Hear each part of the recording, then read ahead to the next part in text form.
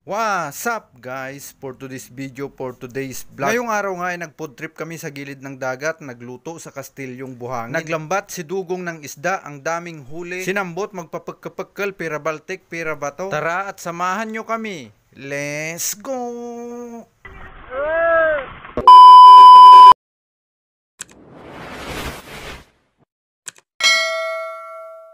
Kumusta mga kabuli? Ani idya? Ngayong araw nga mga kabuli ay hindi namin alam kung nasaan kaming dagat, pero ang sigurado kami nandito kami sa dagat. Dahil nga magkakasama na naman ang mga kabuli ngayong araw at may kasama pang mga burik, kaya naman napag-isipan namin pumunta dito sa dagat para mag-food trip. May nakita nga kami ditong kastilyo na nakatayo sa buhangin, kaya naman dito na lang kami pumwesto para magluto ng aming mga baon dito sa Kastilyong Buhangin. Pagbukas nga namin ng pinto, nakita nga namin itong napakaganda ng view sa labas. Grabe, aramag. Dahil nga sobrang init ng panahon, kaya naman lagi naming dala itong aming wireless na refrigerator na tumutunaw ng yelo pero matagal matunaw. Pinagpasapasahan na nga namin itong aming wireless na refrigerator. Ang hindi makakasalo, magkakapasa kung ayaw magsaing. Dahil nga ayaw magkapasa ni Andy, kaya naman agad niya nang kinuha yung bigas at kaldero at agad niya na itong inarasaw. Salamat nga ulit kay Waterfurless Refilling Station, dahil sa inyo meron na kaming inumin, meron pa kaming pang-arasaw. Nagpadingas na nga rin dito si Cord sa kahoy na puro ruteng. Nagluto na nga kami dito ng kanin habang hinihintay nga namin si Dugong na pumunta naglambat para meron kaming maulam. Sana nga maraming huling isda si Dugong, kung wala ito ang uulamin namin, isaw na may sabaw. Bumili nga daw kami ng pansit canton, ang sabi ni Cords, in case of emergency, para meron kaming pang-ulam. Tuwing araw nga ng linggo ay maraming pumupunta dito sa dagat para mag-food trip at maglubnak dahil sobrang init. Marami pang ang nakaparada dito na speedboat na balsa na ditekken. May nakita pa nga din kaming mga nagpo-food trip dito ngayong araw, kaya naman kinuhanan ko naman sila ng video para mapasama naman sila for today's video, for today's vlog. Ayan! Bangos! Bangos! Yan! Ayun! Narito nga rin ngayong araw si Uncle Ador na nagtitinda ng kanyang tinitindang ice cream. Bilib na bilib nga rin ako kay Uncle Ador, kahit may edad na ay nakakarating pa dito sa gilid ng dagat kahit napakalayo para lang makapagtinda. Dahil nga bilib na bilib ako kay Uncle Ador, kaya naman wala na akong pinalampas na pagkakataon para magpapagkapagkal. Uncle Ador! Hal! Nagpapagkapagkalak man!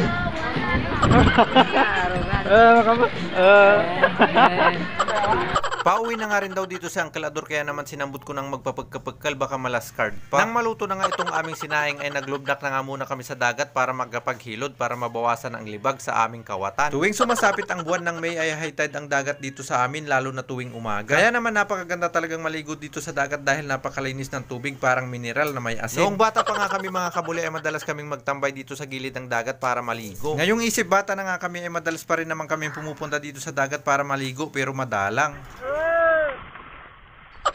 Dito ngay umahon na rin kami sa dagat dahil nakita na naming paahon si Dugong. Kinuha ko na nga itong kaldero para humingi ng isdang huli ni Dugong. Sana nga maraming huling isda si Dugong para makahingi kami ng pang-ulam, yung isdang mulmultakkin. Sinalubong na nga namin si Dugong na galing naglambat, ang kasama niya si Jansen.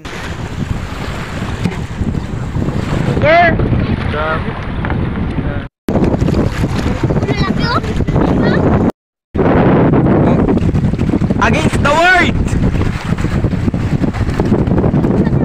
Dahil nga napakaraming huling isda ni Dugong, kaya agad niya na kaming binigyan kahit hindi pa kami humihingi. Malayo pa nga daw si Dugong, kita na niya na may dala kaming kaldero, kaya alams na automatic. Itong mga maliliit na reject na nga lang na isda ang hiningi namin dahil ang mga imported ay bibinta daw ni Dugong pambili ng bigas. Kailangan na nga rin daw umuwi dito ni Dugong at ni Jansen dahil kailangan pa nilang magtanggal ng isda sa lambat para maibenta. Agad ko na nga rin isinalang-alang itong kaldero para maluto ang isda. Nilagyan ko na ng sibuyas. Nilagyan ko na nga rin ng siling haba para may kunting anghang at nilagyan ng asin na gawa dito sa Pangasinan. Nang kumulo na nga ay nilagay ko na rin itong dinurog na sampalok pampaasim. Nilagay ko na nga rin yung isda, pero hindi nga nakuhanan ng video dahil hindi nga pala nagre-record yung camera nung kinukuhanan namin ng video. Nagluloko-loko na nga ata itong aming camera na ginagamit sa pagbablog dahil marami pa nga kaming video ang nawawala, hindi namin mahagilap. Pero kahit ganun pa man mga kabuli ay kailangan pa rin namin ipagpatuloy itong aming nasimulan, kaya naman inihaw na namin itong isda. Nang naluto na nga itong aming inihaw na 4 na kilong isda ay kinuha ko na para hindi maksat. Nang nakaluto na nga rin kami ng aming ulam ay nagkanya-kanya na kami dito, kanya-kanyang sandok. Kanya-kanyang sandok na nga muna kami ngayon mga kabuli for today's video, for today's vlog, dahil hindi pa nga nagpapalit ng dahon yung puno ng saging. Kaya naman kailangan pa namin maghugas ng plato pagkatapos namin kumain dahil wala nga kaming nadalang dahon ng saging. Habang kumakain pa nga kami dito ay binigyan pa nga kami ni kuya ng baon nilang lumpiang Shanghai. Nahihiya pa nga kaming kumuha dito ng Shanghai, kaya naman nagsikuha na kami. Sabi nga nila masamang tanggihan ng grasya, baka madisgrasya pa. Gusto nga lang namin magpasalamat kay kuya na nagbigay ng Shanghai at sa inyo mga kabuli dahil pinanood nyo na naman itong aming video hanggang dito sa dulo. Bago matapos itong aming video mga kabuli ay gusto lamang ulit naming humiling sa 7 Dragon Ball na wag nyong kalimutang i-like at i-share itong aming video. Para naman mas malayo pa ang marating nitong aming video, makaabot hanggang sa Planet Namek. Nang sa ganun mas marami pa ang makapanood nitong aming video, hindi lang si San Goku, si Piccolo at si Kaio Sama.